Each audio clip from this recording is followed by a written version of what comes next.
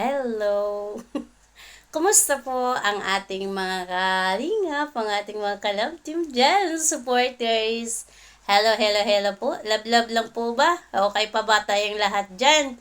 At ako po ay maglabas ng opinion sa mga nagaganap po ngayon sa nangyayari ngayon sa social media. Ate Malu, shoutout po. Ate Malu de los Santos, shoutout po sa'yo. Anong nangyari? Si Ate Malu kasi isa din sa mga reactor po ng Kalingap. Hindi naman lingid sa ating kaalaman, pero nagulat po ang founder ninyo kasi ba't humantong sa ganon, ba't humantong sa ganito. Nasisira ang pangalan sa walang kwentang dahilan. Pero sa totoo lang po, yung opinion ko lang po, wag po lang sanang masamain. Sa totoo lang, sobrang dami kasi noon Ate Malo, narinig ko po yung voice over, audio. Napanood ko po yun lahat. Bakit po ganun? Alam mo, isa lang yung tumatak sa isip ko. Bakit ganun, Ate Malo? Ayaw kitang husgahan. Ayaw ko din magsalita ng niga.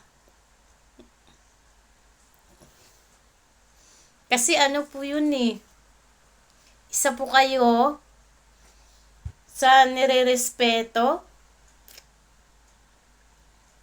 ng isang reactor sa Team Kalingap. Sabi ko nga, si Ate Malu umalis yata na sa Kalingap. Di nag-stop ako nag-iisip din ako. Sabi ko, bakit kaya umalis si Ate Malu? Bakit tumantong sa ganon yung awayan, balahuraan? Bakit humantong po sa ganon?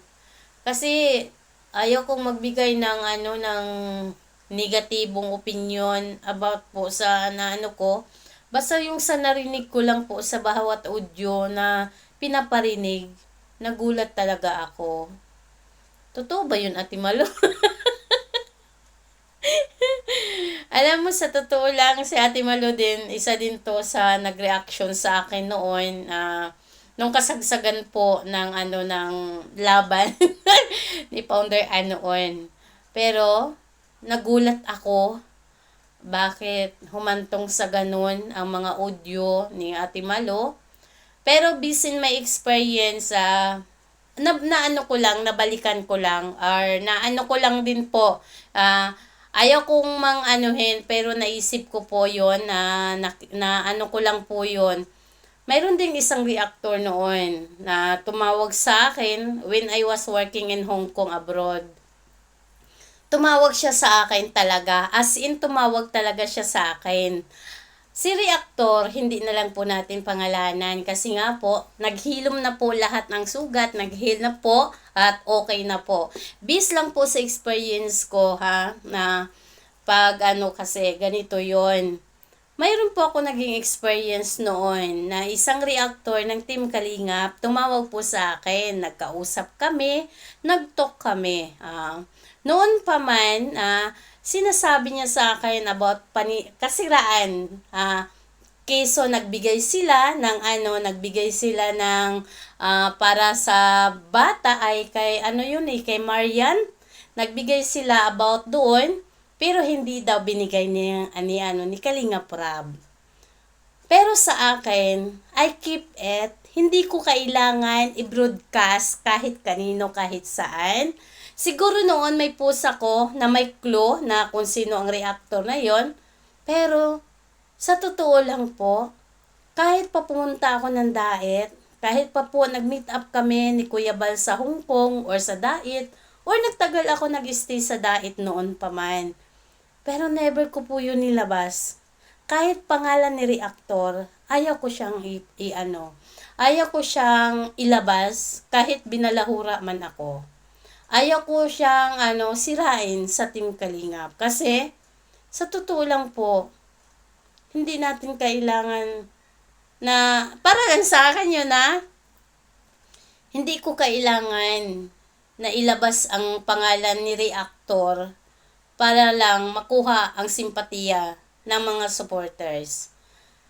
Sa bagay yung sa amin kasi hindi sa GC kundi one-on-one kami nag-usap.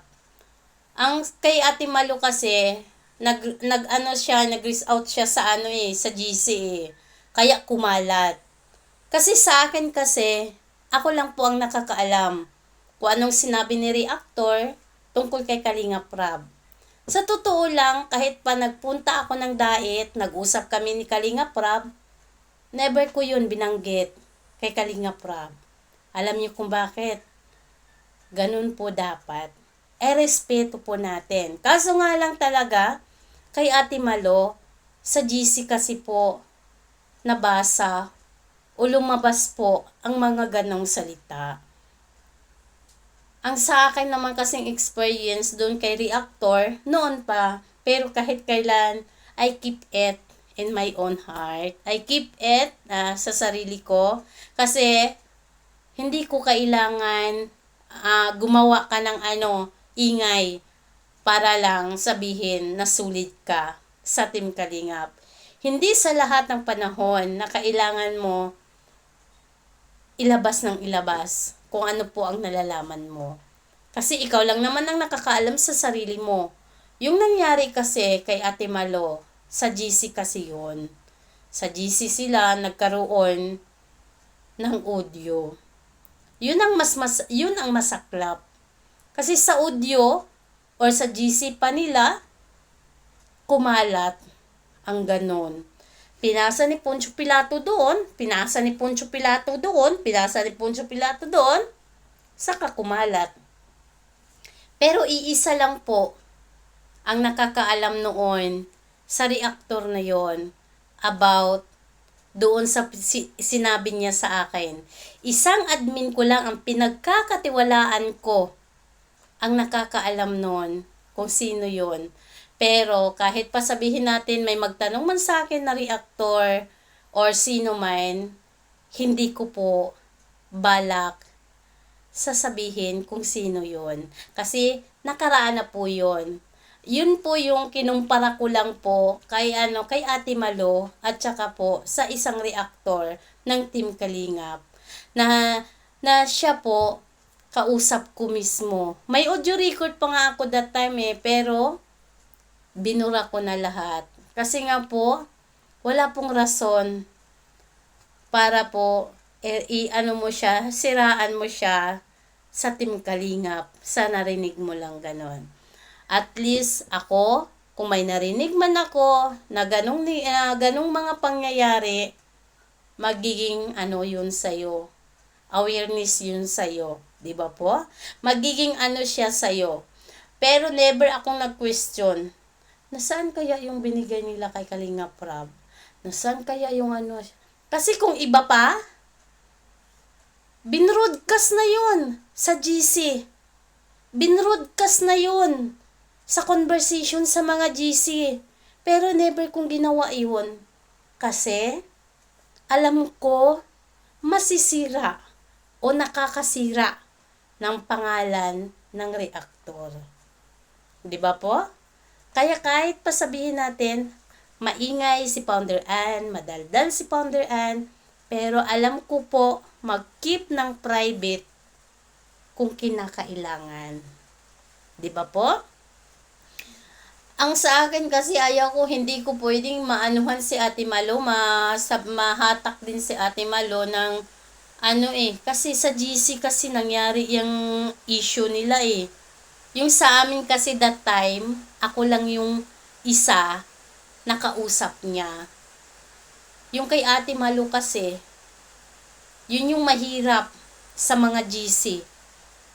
Kaya sa totoo lang, never ako nagsalita. Uy, alam mo ba? Yung mga ganun. Uy, alam mo ba? Sabi ng isang Reactor, nagbigay daw sila ng ganito kay Kalinga Prab. Hindi daw dumating doon sa pinagbigyan nila.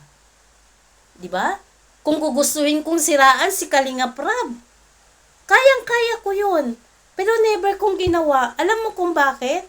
Once magsalita ka kasi ng isang negatibo sa isang GC na yan, susundan ka na mga members mo dahil nagmula sa'yo Pero kung hindi mo hinahayaan ang mga members mo na magsalita ng hindi magandang salita o mga negatibo regarding po sa Team Kalingap, walang pambubuli o pangbabash po sa Team Kalingap. Pero hinayaan mo o hinayaan ninyo dahil gusto nyo. Di ba po? Tama ako. Pero sa totoo lang, kay Ate Malo, nagulat ako. Sabi ko, hala, bakit ganun? Nagawa ni Ate Malo yun sa Team Kalingap? Nagawa ni Ate Malo ang magsalita ng ganun? Ayaw kong humusga at ayaw ko din siyang husgahan at ayaw ko din po magsalita ng hindi maganda. Dahil si Ate Malo po, kahit papaano, may ambag din po o may pinagsamahan sa Team Kalingap. Mahirap po kasi, sila si Sasa, sila si Sayat, sila Banet Bagsik, natural na yan sa kanila na Kaya ang sabi nga nila, Founder, nagbago ka na, wala pong nagbago at wala pong babaguhin. Solid Team Kalingap tayo. Hindi man ibig sabihin na hindi ka na nagmumura, hindi ka nang babalahura, ay nagbago na yon. Hindi po dapat ganun. Mayroon po tayong kanya-kanyang kanya-kanyang lines, 'di ba? May kanya-kanya po tayong linya kung paano po tayo mag-deliver ng mga salita. Kung sila si Hayat, sila si Hasa, sila Bagsik, ganun sila. Ganun ang kanilang plataforma sa pagiging reactor nila, 'di ba po? Kaya wag po sabihin na si Founder nagbago na, umalis na sa Kalingap. Wala pong babaguhin at wala pong aalis. Kung gusto ko pa umalis noon pa, 'di ba? Pero nandito tayo, magpapatuloy tayo at tutuloy po tayo kung ano po ang nasimula natin. Maraming salamat po sa inyong lahat at maraming salamat sa walang sawang suporta ninyo sa Team Kalingap at sa ama ng Kalingap kay Kuya Bal Santos Matubang at sa kanyang may bahay sa Ate Edna Vlog at kay Kalingap Rob. Maraming salamat po sa inyong lahat. Ingat and God bless. Bye-bye!